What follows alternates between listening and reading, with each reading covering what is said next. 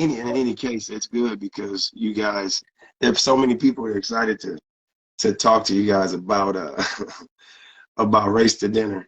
I think it shocked a lot of people. Do you get, while we waiting on Regina, do you get Yeah. a lot of shock and all type of responses? Well, you know, and we can totally get started. And if she joins, she joins. Sometimes she can figure it out. Sometimes she can't. So why don't we could totally She just. said she's unable to join. Hold on, let me tell you. Yeah. There you go. There she All right. is. Woohoo! All right, I'm gonna hang up. We did it, Regina. All right, now we gotta make sure we got your audio. Technology. Okay, there we go. There she There is. we go. Audio is good. Hi, ladies. Hi. Oh, I can't hear you guys. You can't You can't? Oh, wait. hear us? Just turn the. You guys hear me? Yes. Yeah. I can't. Use your volume on your phone. Turn it up. Can you hear me? How about now? I still can't hear you. Yeah. What am I doing Yes. wrong? Volume up on your phone? Yeah, on your phone, your volume. Turn the volume on up, your Regina. Put it in the comments so I can read it. Okay, here.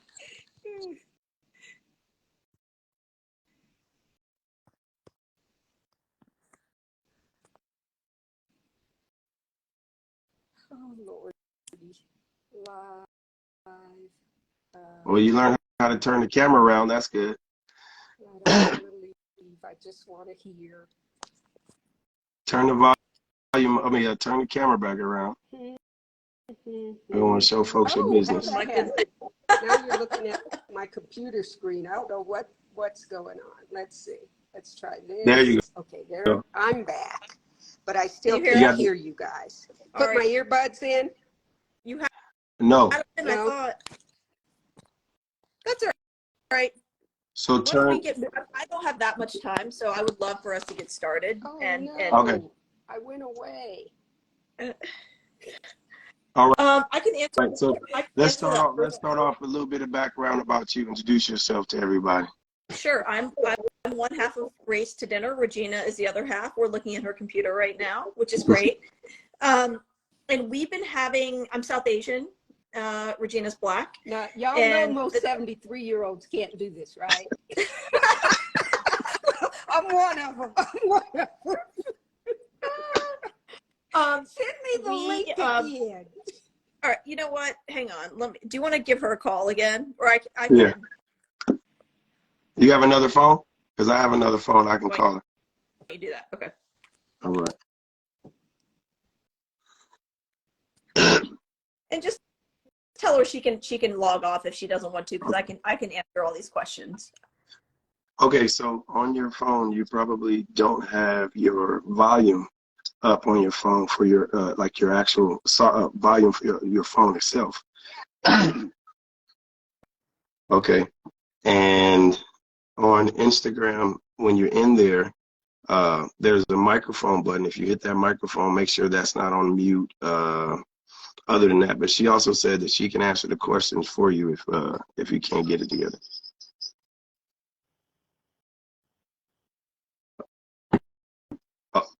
No, it's okay. It's okay. Totally okay. Hold on. Let's see. All right. Send it to you one more time.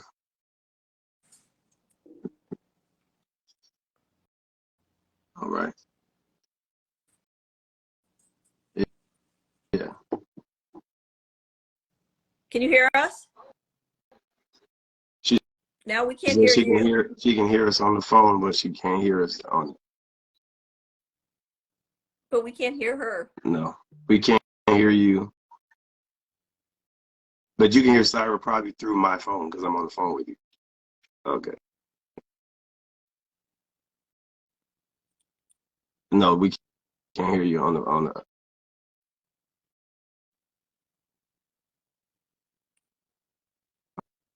Okay. Not on the live. Let me hang up and see if you can if it'll transfer your audio. Do you have your Bluetooth your earbuds closed? Close those. Make sure you make sure you close those. All right. Okay. I'll hang up I'll hang up right now so you get the audio, and I'll let Sarah start talking. All right. Okay, go ahead. Okay. So we've been doing dinners, like actual dinners. Let's see. Oh, There you go. can you hear us? We can hear you. Can you hear We us? can hear you. We can hear you. Earbuds. I'll text her. Go ahead. We've been having dinners with white women for 4 years where we sit. Okay. Do you want to try this again another time? Because I only have like. Don't talk about me behind my back. No, you good. You good. I'll just Okay. I'll tell her right now. Let me tell her real quick that, Okay. because I know people want to ask you Yeah. guys questions. Hold on. Okay, so we can hear you. You were talking over Saira, so we can hear you. I'll cue you in. Just watch your phone. I'll send you a text message. You can answer the question. All right. So right now, just, oh, it's all right. It's all right. It's okay. We're human. All right. Go ahead. Go ahead. I'm sorry. We've been having dinners with white women for 4 years, and we literally just sit around the table and engage with them about their racism. And it's not like their dad's racism or the Republican Party's racism or their best friend's racism. It's their racism. And what you all saw in the movie Deconstructing Karen was one of the very first dinners we did back. It was shot back in 2019. This is, a full year white people discovered systemic racism after George Floyd was murdered and then promptly forgot, a couple weeks later. But yeah, we've been doing it for 4 years now. We've got this book too. I don't know if you've read it or seen it. It's a New York Times bestseller. It's called White Women, Everything You Already Know About Your Own Racism and How to Do Better. Okay. And we've been traveling around the world showing the film. The film came out last Thanksgiving Day, and the book came out November 1. So it's been about 9 months. Okay. I definitely plan on purchasing the book. Definitely. Okay. So, as far as Race2Dinner, like what was the inspiration of forming it? Like, did it come from the dinners that you guys had? They just said all of a sudden, hey, let's put this show on the road. Like, what was the inspiration behind forming the Race2Dinner? So I ran for Congress, and is that Regina? Yeah. Hold on, let me take it. Just log off. I'm happy to answer. Yeah, I think that's easier. Okay. All right, there you go. So I ran for Congress in 2018, and I was primarying out a white woman Democrat. I didn't win, obviously, because I'm not in Congress, but I was working, my entire platform was anti-racism and talking about white supremacy within the Democratic Party, because white folks have this conception that somehow being a Democrat inoculates you from being racist. Mm-hmm. And so Regina, I met Regina because she worked in my campaign. And every time I spoke, there was a line of white ladies coming out the door wanting to tell me, not me, I'm not racist, not all white people. And, breakfast, lunch, dinner, cocktails, I had to do it all because I was courting votes. And of course, none of them voted for me. But the whole reason they wanted to talk to me was about this. I have them wrong, that I don't know them. And so I lost my race in June of 2018. And sometime that fall, Regina had a friend, we'll call her Becky. She says to Regina, I'm done with Saira. She hates all white people, but can you set up a lunch for us? And the straw that broke that Becky's back was that I said that Beto O'Rourke was a white savior. I said, he's a white savior, and if I lived in Texas, I'd vote for him. And I just donated to his campaign. So donate to his campaign, because multiple things can be and are in fact true. And I was like, I'm not doing these lunches and dinners anymore because I'm not even running for office. But how about this? I've got like several white women who've asked for the same thing. If you come with me, let's put together a dinner and we'll go talk to them. So she did. And we had this dinner, and it was a full white woman Broadway musical. They were crying, there were tears, they were like doing laps around the table, arms folded, eye rolling, all of it. And so I posted about it on Facebook, like, shame on me the first time, but shame on them the first time, but shame on me now that I even thought that this would be a good idea. And the post went fully viral. And it was hundreds of white women who were like, I want to do a dinner. I want to do a dinner. I want to do a dinner. And Regina and I were like, well, if we're already educating white women for free, we should get paid for our labor. And she came up with the idea, let's call it Race to Dinner. And we did it. And Patty Ivan Specht is a white woman who had been following my congressional campaign. And so she reached out to me over DMs in Facebook. And she was like, I've been following your work and I've been trying to figure out how to capture it in a movie. And now, if you actually have dinners, this is a great way to showcase what it looks like to work with white women. So she was like, I want to do a documentary. I thought to myself, Regina and I started laughing. We're like, yeah, right. This white lady's going to come out to Colorado and do this. And she shows up that summer with 5 film crews from LA and filmed the whole dinner that we had. And that's what Deconstructing Karen is. That's awesome. That's awesome.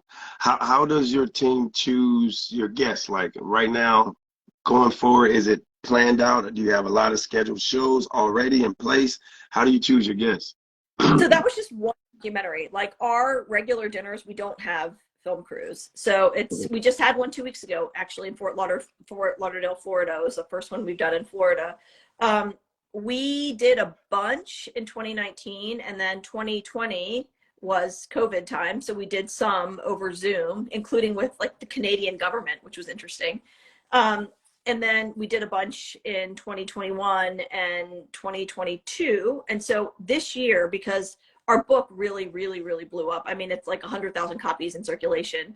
And this film now is really starting to blow up, that we've been traveling a ton doing live film events. In fact, we have one in New York City on October 27th. So if there's anybody in the New York City area, save October 27th. Regina and I will be there in New York City. We're just in London. We were just in Bath in the UK, Canada, Vancouver, Portland, Seattle. So we decided at the beginning of this year, we're not going to have time to do a bunch of actual dinners. So we put 4 up on our website to sell, and they sold out, I think, in a couple of days. So we just finished the last one that people paid for, which was Fort Lauderdale. And I think next year we're just going to do live events. We're going to put kind of a pin in doing actual dinners and just do these live events where we show the film. And then Regina and I are on stage with typically a black or a brown woman, sometimes white women, and talk about it with the theater and actually have a very engaging conversation with folks in the theater too. Okay. Do you plan on going globally with it? We have. I mean, we've been in Canada and we've been in the UK, bless you. But we've been asked to come all over Europe. Somebody just asked to go to Houston. Yeah. What'd you say? Somebody just asked, can you go to Houston? Yeah, totally. Send me an email. It's last name dot first name at Gmail. But you know, the reality is these things take a lot of time to plan, and it's, you know, we can't be in too many places. We've been in a ton of places this year. I think next year we're gonna try to keep it to 2 or 3 huge events. So the one we had in my hometown of Richmond was 600 people in May, and this one in New York City is going to be 1,500 people. So it's really cool. We're able to reach more and more people now. And I think the reason this work is resonating so much is it's so simple. Yeah. All it is tell the truth. All it is tell the truth. And there's a whole thing in white culture where you're not supposed to talk about politics at the dinner table, which means you're not supposed to talk about anything around oppression over food, which means you're never supposed to talk about anything at all. Yeah. So we have at a dinner table because that's like the white woman's safe place. And if they can get used to having these conversations at the dinner table, maybe they can actually have these conversations at the breakfast table, at the lunch table, with their kids, with their friends, with their parents. We need to make white folks not so terrified of talking about whiteness and white supremacy, because it's never going to end if they can't even fucking talk about it. Yeah, very, very true. Very true. So that leads me to my next question. During one part of the dinner, I noticed that you instructed the ladies to get up from the table if they were going to start to cry. Why is that? Well, we know, I mean, also look at our book cover purposefully has a teardrop on it. You know, white women, as Regina will always say, there's a saying is a white woman cries and a black man dies. And look at Emmett Till. And I had the privilege of going down to Montgomery, Alabama this spring to go see the museums down there. Have you been there to see the Not yet. That's why I plan on going. Not yet. But stone after stone after stone at the lynching memorial is this black man was lynched because he annoyed a white woman. This black man was lynched because he upset this white woman. It's a white woman gets upset. That happens also for black and brown women. Like, we'll just say it at work. I speak to a white woman like this and say I'm at work. The next thing that happens is she cries. I hurt her feelings. I get ghosted. I get demoted. I get fired. I get blackballed. Even our language, look at that, blackballed. We even have a racist language, right? But if a white woman cries, it doesn't bode well for people who look like the two of us. It just doesn't bode well. So at these dinners, when a white woman cries, it derails the conversation. All of the attention goes to her. And so we have crying rooms. And so they have to go to the crying room when that happens. Got it. What does the crying room look like? Is just another room wherever you guys are? Yeah, these are always in people's houses. We've had a couple of dinners at restaurants, so we haven't been able to have crying rooms at the restaurants. Yeah. But it's somebody's bathroom or living room or, you know, whatever, just a room outside of the dining area. What's the common reaction when the ladies? Because it seems that one documentary that I posted, it seemed as if she was shocked, like her feelings were hurt. I can't cry right here. I can't, so you guys can get all this attention.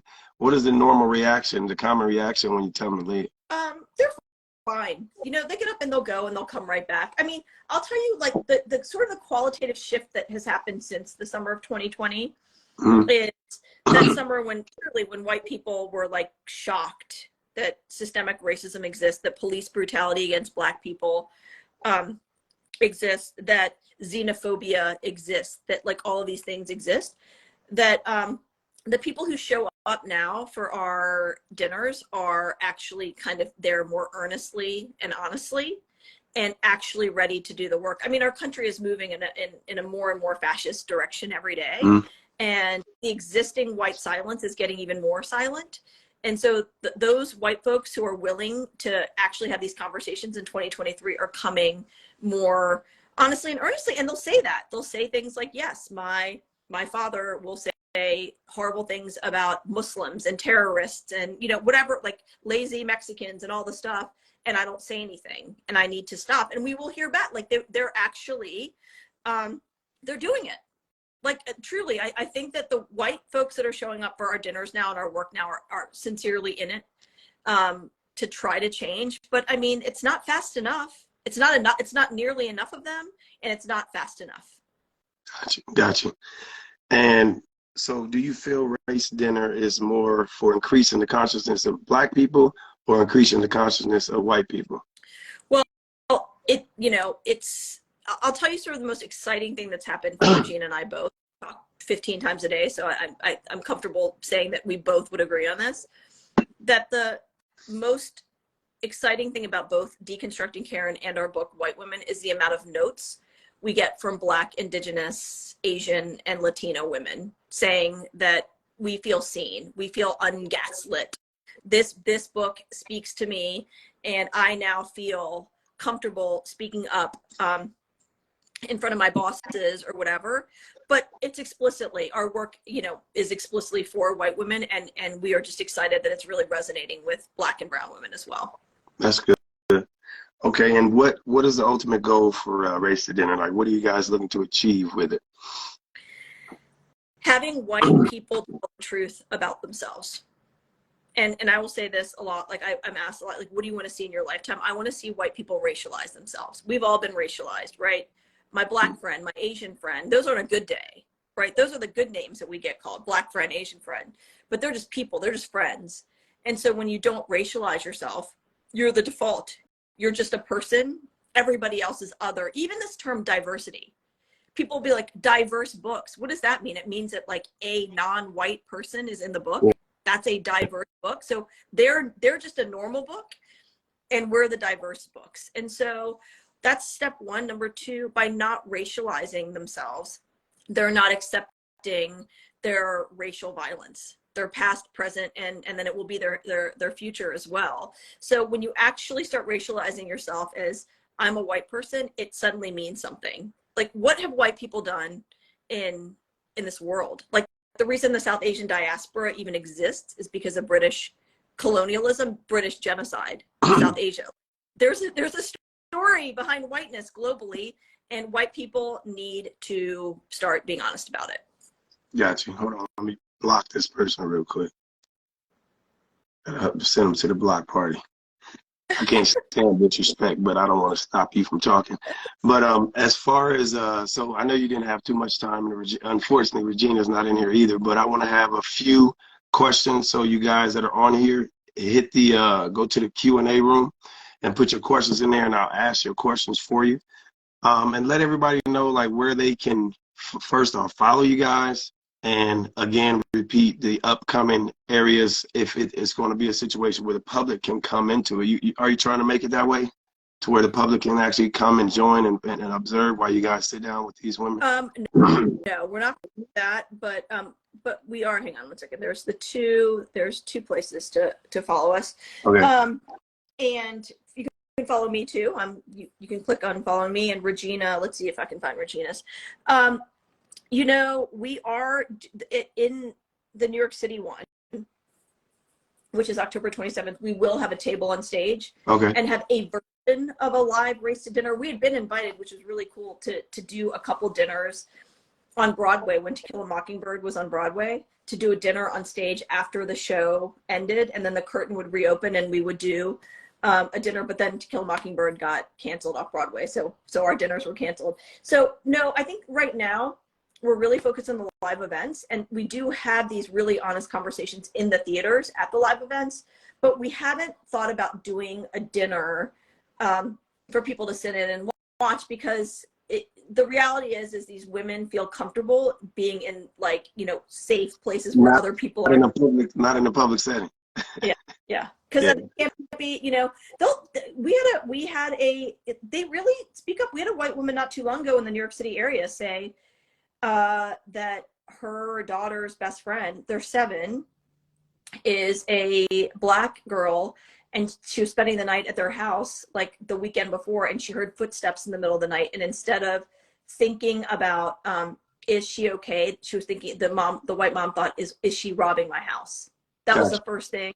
That, so they actually say these things out loud, like how one woman's like, yes, I live in a majority Chinese neighborhood, and anytime I hear these people, this is a Chinese neighborhood that white people are gentrifying, and anytime I hear people speaking loudly in Chinese, I just want to tell them to shut the fuck up. You know, it's like, and they would never say that out loud, you know, in most places, but they'll say it out loud. And once you say it out loud, you actually have to deal with it. You know, once you say it out loud, it's real, and then you got to deal with it. Yes, understood. I see Regina, she's still in there. Now, Regina, I can actually bring you back on, and if you can look at the email and kind of go through those questions, we can get your input as well, Regina. Let me know in the comments, Regina, if you're willing to do that, because we can hear you, but you can't hear us. But if you can read those questions that I sent you guys in the email, we can get that going as well. So as far as the future of Race to Dinner, is the ultimate goal to get on a platform where it's a consistent platform where you know, on TV, those type of things, or do you like it better, like you said, where it's more secluded and you can get the honesty out of these people without having too many eyes on them at the time? The future of our work is scaling it.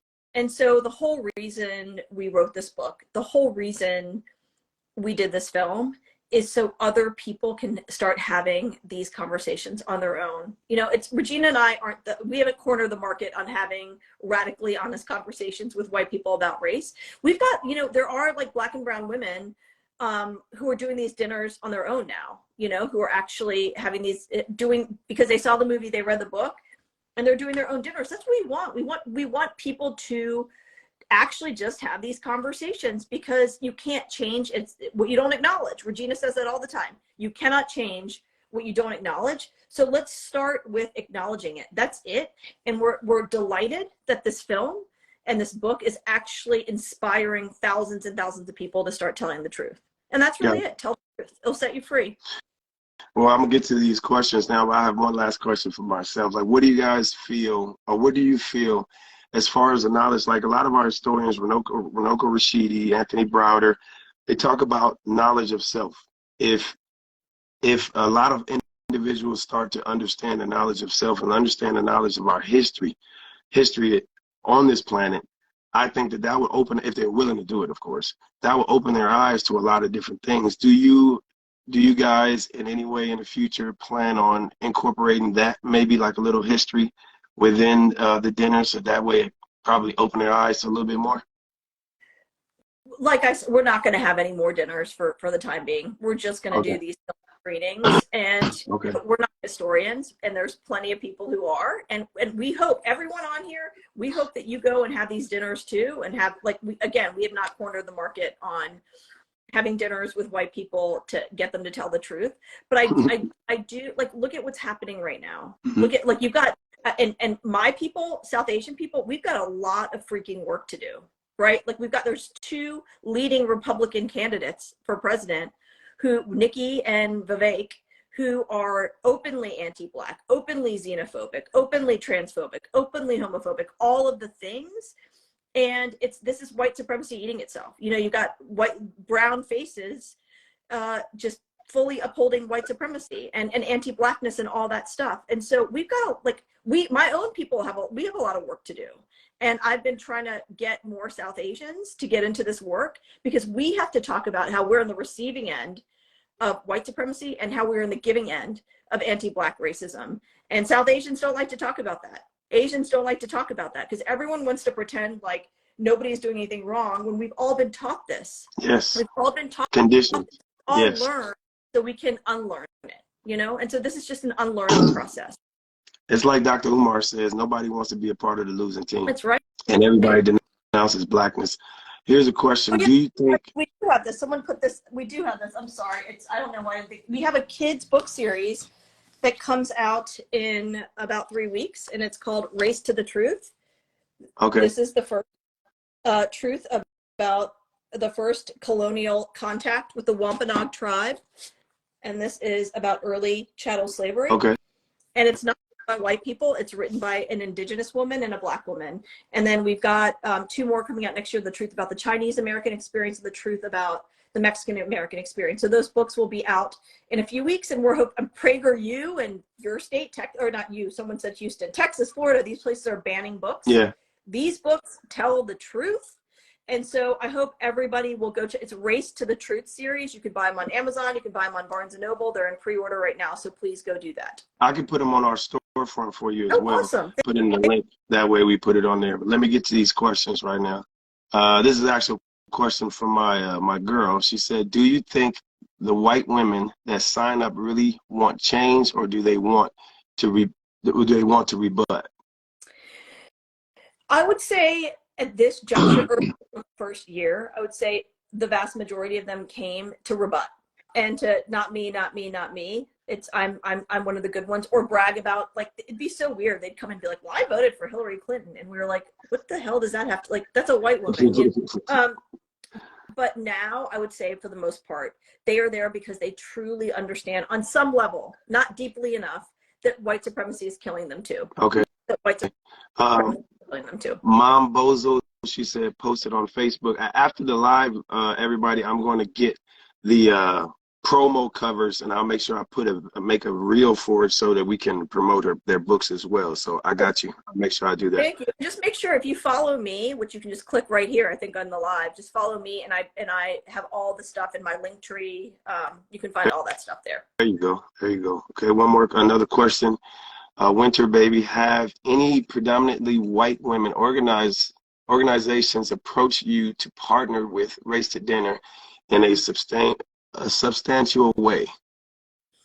We've been asked to partner with a bunch of people for a bunch of things, but it's just Regina and I. We are a 2-person show.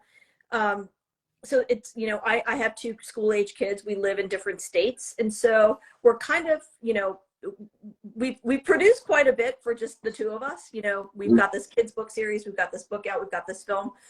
So we've had to actually turn down a lot of opportunities, including a lot of potential partnerships, because the reality is we want to keep this as simple as possible. Have radically honest conversations no matter where you are. You can have it in the classroom, you can have it in the, you know, at the dinner table, you could have it at work. That's what we're propagating. It doesn't have to be, white people love to create barriers to doing shit. So they want to have processes in place and this in place and that in place. We're saying, no, you don't have to do any of that. You actually just have to be willing to have a conversation. You could do it over coffee. You could do it over tea. You could do it over water. You don't even have to have a beverage and you can have a conversation. You could do it over email. You could do it over Zoom. We are trying to inspire people to just tell the truth and keep it very simple. I get it. I get it. People love to say, well, you know, it's very complicated. No, it's not. It's actually really, really simple. The way you feel about what you have to do with your racism may be complicated, but racism itself is very simple. It's about power. It's very simple. True. And so by complicating it, they make it sort of so obtuse that they can't possibly do anything about it because they don't understand it. They understand everything. That's why the name of our book is Everything You Already Know About Your Own Racism and How to Do Better. Very true. Very true. I like that. So basically, in a nutshell, you guys are inspiring with that documentary. You're inspiring people to try to inspire people to do it at home. Yeah. And maybe like kind of like, do you have plan on getting Jane Elliott on there? You know, it's interesting. We interviewed Jane Elliott. We were supposed to go. Yeah. We were supposed to go interview Jane Elliott in real life in 2020. 2020. I'm just trying to think of COVID time, and the lockdowns happened. Yeah. The lockdowns happened. So we ended up having a long conversation with her over Zoom, and she's awesome. That'd be interesting. Yeah. Okay, I got another question right here. Hold on. I actually have to hop. So okay, last one. Yeah. Is there a point when you ever feel you aren't going to get through to someone? How do you push past that? That's a great question and a good one to end on. So this is a version of which we get asked a lot, like, do you feel like giving up? And do you feel hopeless and whatever? Regina has been the coolest cat this whole time. She is unflappable. And if Regina gets mad, you must be like the worst white person on the planet because I've only seen her get mad a couple times. And yeah, she says, I'm here still. I used to get really worked up and she'd be like, do not let this affect your health. Like, it's not worth it. I don't really get worked up anymore. And we have truly, truly seen it all at this juncture. And yes, more often than not, do I think that most white women aren't here to do the work because it means losing. It means losing friends. It means losing jobs. It means, my God, you might lose an invitation to a party. That's like the kiss of death for white women, that you don't get invited to a party. Like, you might lose things. Guess what? You gain values. You gain living your life according to your values. You gain liberation. But they don't think about that stuff. They're like, I didn't get invited to this party because I stood up for you. You know, like they're such brave, whatever. There's very few, honestly, there are very few that I sincerely feel are ready to do this for the long haul. Yeah. Something happens always. There's always a breaking point for them where someone makes them mad. Some black or brown person makes them mad. More often than not, it's me or Regina, and they're done. I'm done with this work. I'm done with you. I tried, you know? And the reality is it doesn't matter. Like, we just keep going because what other choice do we have? What other choice do we have? Yes. You know? And if you turn a couple of them, even 1 or 2% of them, that has a big ripple effect if they turn their people. Yeah. You know, like, there's no other option. You have to live your day somehow, and this is how I've chosen to do it. So it's not without its challenges. And white women try my every last nerve every second of every day. So that's what we can. You seem like you get zero tolerant. I can tell. Like, you seem like you would check somebody in a minute. That's good though. Some people need it. Some people. Yeah. Well, thank you, and let's keep in touch. Okay, we will. You know what? I'm going to try, once you get off, I'm going to try to get Regina on here. Even though she can't hear us, I'm going to let her give her just due. Awesome. Thank you. All right. Take care. Bye.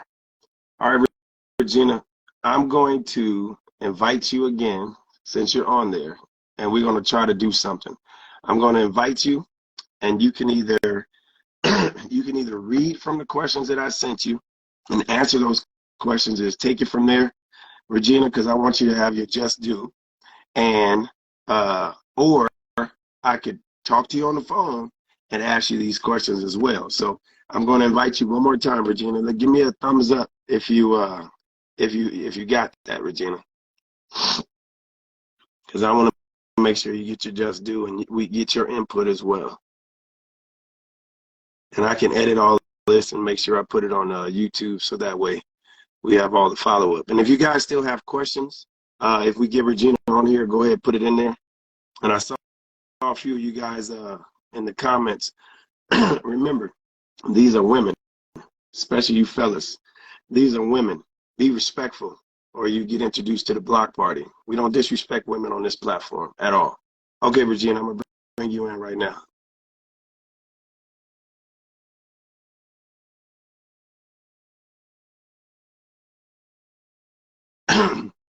Excuse me, guys, for my voice. Okay, I can hear you. And I can hear you. Oh, let's get it. All right, let's get it. Okay, so let's start from the top. You saw your compadre get hers in. So start from the top. Tell us some background about Miss Regina. Well, I started in corporate America in the 1970s. Okay. And I worked for the Bell System, and I was in an organization. You know, the Bell System they were sued by the government for racism. So they had a consent decree. So they had to hire Black people. I was one of the first Black people in the business office, and out of maybe 100 employees, there were 2 Black women and 1 white man, and that was it. I worked my way up through some wonderful male mentors, and when I left there, I was a director in large business and government sales. Yeah, so I retired in 1998. I know some of y'all weren't even born. I graduated from high school. And I'm a serial entrepreneur. I started a computer training company. I have a real estate company that I've had for 20 years. And then I started Race2Dinner with Saira. So this is my 3rd company.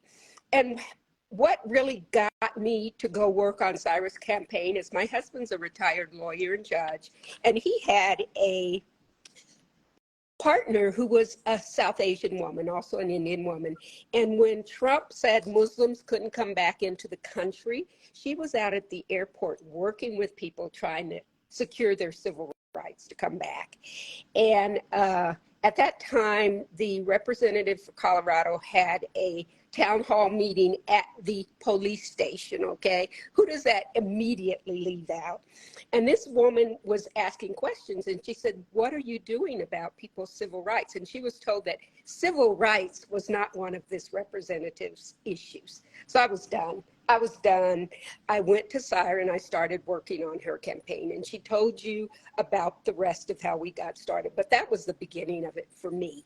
Okay. And I've always, you know, I marched against the Vietnam War. You know, I remember when Dr. King was shot. I remember all of it. I remember all the racist violence. So it's always been in my blood to do what I can to make things differently. Okay. And I asked her, so you already answered the first 2 questions, tell us about Race2Dinner, but during that one part where the white woman started to cry, and you said she had to leave the room, what is your take on that? Like, what is the inspiration behind that with you? Because we saw on the post that I put up, that is what sparked so many questions and so many DMs, and they asked me to get you guys on this live. But what's your inspiration behind it? Like, when you want them to leave the room, what do you feel about that? I think they need to go somewhere. You know, we are so centered as a nation on white women's tears. You know, like Saira says, a white woman cries and a Black man dies. I'm not having it. And it was really funny. A few months ago, I was laying in bed at night. I was thinking, have I ever cried? I can't even remember a time, you know, where I've cried about some nonsense. It's just nonsense. And that's what I call it. White people nonsense. And I'm not having it. Get up and go. Got you.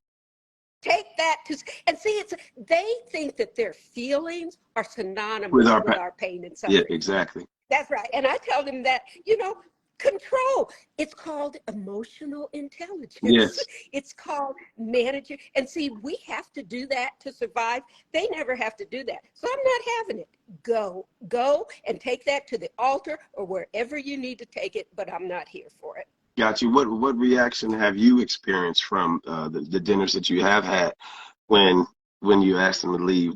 Was it always a willingness to leave, or was it like, you know?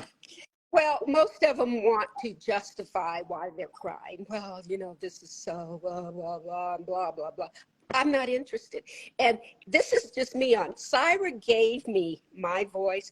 I gave Saira not to give a fuck. Do not care what other people think. Because, you know, are they paying your bills? Are they, you know, don't fall into that. So here I am on feelings. You feel what you feel. That has nothing to do with me. You need to manage that. Yeah. And that's just who I am. I'm that way. My own sister sat at the table and she was saying to me, and I was talking to her, and she says, well, Jeannie, God wants, I said, well, maybe God wants you to do something. You know, besides sit here and wait for him. Do you feel, I asked Saira, do you feel the Race to Dinner is more for increasing the consciousness of Black people or increasing the consciousness of white people? What do you think? Definitely white people. But I have to tell you, I'm very excited and pleased that Black women and Black men and Black children seeing this book and this documentary are feeling affirmed. And I tell you, I walk around my town and I see Black people wherever. I'm like, hello, King, hello, Queen. Yes. And my daughter Yes. goes, Mom, stop it. It's weird. No. And I'm like, I'm not stopping it because we need to be affirmed. We need to be so like I make that. it a point to affirm Black people. I affirm my people. And when we do these dinners, the first thing, or these documentaries, I say, I just want to acknowledge all my Black people in the audience because we don't get affirmed. Well, may I ask how old your daughter is? When My she said it's weird? daughter she's 47. Tell her there's a video on my YouTube channel. Like I told you, I tried to create the YouTube channel to make it a virtual history book. And I try to put the videos up there without, you know, you can get overwhelmed if it's too much stuff on social media. Right. So I try to make it to where it's a timeline, how everything play a part. If she goes on there, there's a video by Dr. Clark, John Henry Clark, and he talks about, and Ivan Sertima also, and Dr. Ben, they talk about how back in our time, we come from a matriarchal system, a matrilineal system, and in our time, when women were pregnant, because they were goddesses, we would step out of the way and bow. So it was kind of the same thing of saying, good morning, King, good morning, Queen. So tell her it's not weird. That's what we should do. If we get back to doing that, it can probably change everything. And, you know, the race dinners will be even more. I really love doing it with young Black men, young teenagers. And then I say to them, stay kings. Yes. Stay kings. So I'm saying, this is who you are. Don't change that. Don't let your environment change you from being a king. We need that. If we put that energy out to each other, man, it'd be so much. Maybe we can stop all this smash and grab we keep seeing every week. Well, and people get big smiles on their face. I did it last night. I was coming from an event and there was a Black couple sitting outside. I said, hello, King. How? And he did just like this on his phone. You know, it makes me happy and it makes them happy. That's kind of like that saying. It's that saying when you know, you know. That's right. Okay, so the last question. And you guys, we get into the last question. If you have a specific question for Regina, go ahead and put it in the question and answers, and I'll make sure I read it for her or for you. What is the ultimate goal? What do you feel the ultimate goal is for you guys? What are you looking to achieve with Race to Dinner? For me, it's liberation. And you talked a little bit. I am a very big one on doing the inner work. I believe that I am here as a human being to improve myself. So that means I have to look inside. When I see things, when I have those feelings, I have to go deep. I have to figure out what that's about. And that's my purpose, to help other people and to improve myself. That's it. I like it. I like it. And let everyone know, I know Saira already did it, but let everyone know once again, like what you guys got coming up, where they can see you. I'm going to tell you this. This is not open to the public, but I think it's really big because it's given us an opportunity to get into the legal system. You know, we talk about those systems of oppression. The law is one of them. We are doing a continuing legal education system for the New York Bar Association. So I'm very excited about that, because when you start talking to these lawyers about how they perpetuate racism and the stereotypes around Black people, you know, that can make a huge change. So we'll be doing that in October, as well as October 27th. We will be at Town Square Theater in New York, and that's a 1,500 seat theater. Okay, that's nice. Yeah, she talked about it. That's good. Mhm. I like that. And let everybody know where they can follow you. If you have anything Okay. that you want people to go to, Okay. even your business, we support business. Go ahead and tell everybody where they can follow you. Okay, I'm RLJack1 on Instagram. I'm something on LinkedIn. Don't We make me also laugh. Don't make have me laugh. Deconstructing Karen on Instagram and LinkedIn, and that's the documentary. And that's basically what we're doing now. We're looking for big venues to show the documentary and then have the talk back with the audience. Let's see. I just moved my company to Compass, which is now the largest real estate company in the country based on volume. And what you guys need to know is the CEO is a Black man. Didn't know that when I moved my company over there, but I'm Action Jackson team at Compass. Okay. You guys make sure you follow, support. Okay, we got a question. I see a little red check. Ginger said, how do you keep yourself so balanced and calm if the face of so much in the face of so much negativity? I think she said, the face of so much negativity. Yeah. Here's what I say. I really don't give a fuck. I really don't. And I don't know how I got this attitude. I really don't. I don't know how I got it, but that is me. And when you know you don't give a fuck, you're not bothered. Y'all say, do whatever you want. Okay? And I come from a big family. I used to talk about there's 9 of us. And like when you come from a big family and you're growing up, you don't come for one of us, you come for all 9 of us. So people didn't bother us. So it wasn't a big deal. Sometimes it takes being unapologetic. I'm sorry, like my girl's on here, and sometimes when she sees or hears certain things that I do, she's laughing right now. Erica, I know you're laughing at me. She looks at me like with this look, like she has facial expressions that go crazy, and she looks at me with this look like, babe, be a little softer. But sometimes I'm learning with this and what my passion is and what I'm trying to do, connect people with people like you in the world. You got to be unapologetic. You have to be because the ultimate goal is to eliminate this racism and this tension, you know?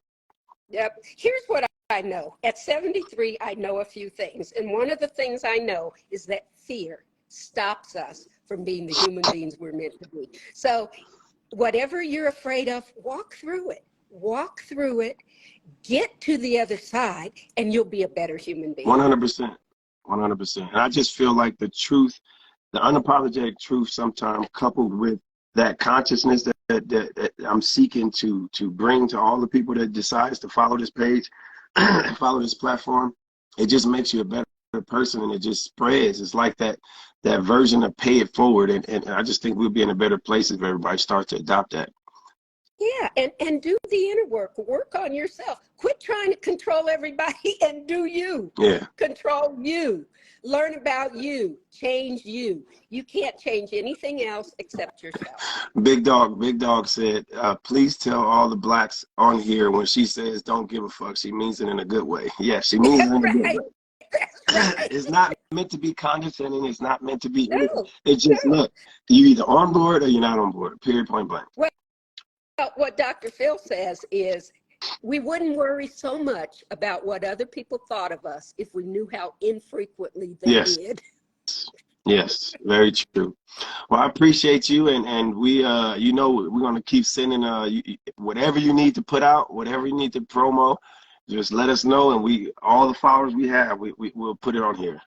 ASAP. Thank you so much for having us, and it's such a pleasure to get to talk to you and meet you. And I can feel, you know, I'm one of those intuitive people. I can feel your spirit, so thank you. Thank you so much. Thank you so much. And I'm gonna do my part to make sure that I help bring awareness as well to our people and eliminate as much of this power structure as we can. And what Saira was saying earlier, I try to teach people not to use the word white supremacy, because you can't be supreme if you are ignorant, if you are racist. That's not indicative of supremacy to me, in my opinion.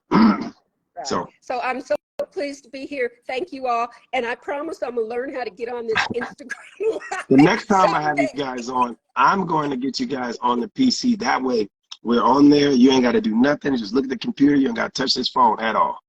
Okay. I'm going to do that for you guys. I'm so appreciative. Thank you, guys. Thank you. Yes, ma'am. Okay. Talk to you later. Okay. Bye-bye.